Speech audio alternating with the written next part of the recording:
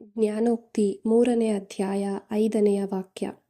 ನಿನ್ನ ಸ್ವಂತ ಬುದ್ಧಿಯನ್ನೇ ನೆಚ್ಚಿಕೊಂಡಿರದಿರು, ಪೂರ್ಣ ಮನಸ್ಸಿನಿಂದ ಸರ್ವೇಶ್ವರನಲ್ಲಿ ನಂಬಿಕೆ ಇಡು.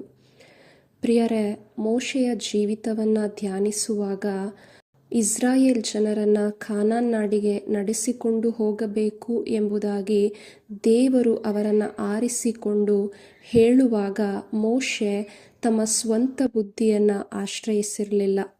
ಎಲ್ಲ ಸಂದರ್ಭಗಳಲ್ಲೂ ದೇವರನ್ನೇ ಆಶ್ರಯಿಸಿ ನಡೀತಾ ಇದ್ರು.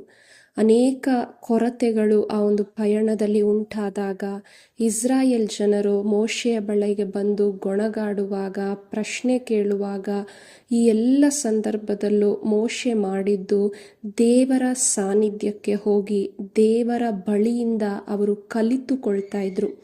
ದೇವರು ಕಲಿಸ್ತಾ ಇದ್ರು, ಏನು ಮಾಡಬೇಕು, ಎಲ್ಲಿಗೆ ಹೋಗಬೇಕು, ಏನು ಹೇಳಬೇಕು ಅನ್ನೋದನ್ನು ಕಲಿಸಿಕೊಟ್ಟು ನಡೆಸಿದ್ರು. ಅದೇ ರೀತಿಯಲ್ಲೇ ನಮ್ಮ ಈ ವಿಶ್ವಾಸದ ಜೀವಿತದಲ್ಲಿ, ಆತ್ಮಿಕ ಜೀವಿತದಲ್ಲಿ ನಾವು ಕೂಡ ನಮ್ಮ ಸ್ವಂತ ಬುದ್ಧಿಯನ್ನು ಆಶ್ರಯಿಸದೆ ದೇವರ ಸಾನ್ನಿಧ್ಯಕ್ಕೆ ಹೋಗಿ ಯೇಸು ಕ್ರಿಸ್ತರಿಂದ ನಾವು ಕೂಡ ಕಲಿತುಕೊಳ್ಳೋಣ. ಈ ಒಂದು ಸೇವೆಯ ಜೀವಿತದಲ್ಲಿ ಏನು ಮಾಡಬೇಕು, ಏನು ಹೇಳಬೇಕು, ಎಲ್ಲಿಗೆ ಹೋಗಬೇಕು ಎಲ್ಲವನ್ನ ಅವರು ಕಲಿಸಿಕೊಡ್ತಾರೆ.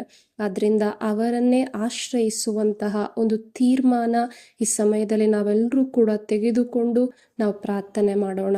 ಅಪ್ಪ ತಂದೆಯಾದ ದೇವರೇ, ಎಷ್ಟೋ ಬಾರಿ ನಮ್ಮ ಸ್ವಂತ ಇಚ್ಛೆಯಂತೆ ನಾವು ನಡೆದಿದ್ದೇವೆ, ನಮ್ಮನ್ನು ಕ್ಷಮಿಸಿರಿ.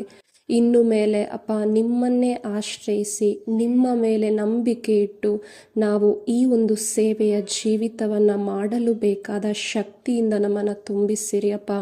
ನಿಮ್ಮ ಜ್ಞಾನದಿಂದ ನಮ್ಮೊಬ್ಬೊಬ್ಬರನ್ನು ತುಂಬಿಸಿರಿ ಎಂದು ಯೇಸು ನಾಮದಲ್ಲಿ ತಂದೆಯಾದ ದೇವರೇ ಪ್ರಾರ್ಥಿಸುತ್ತಿದ್ದೇವೆ. ಆಮೇನ್.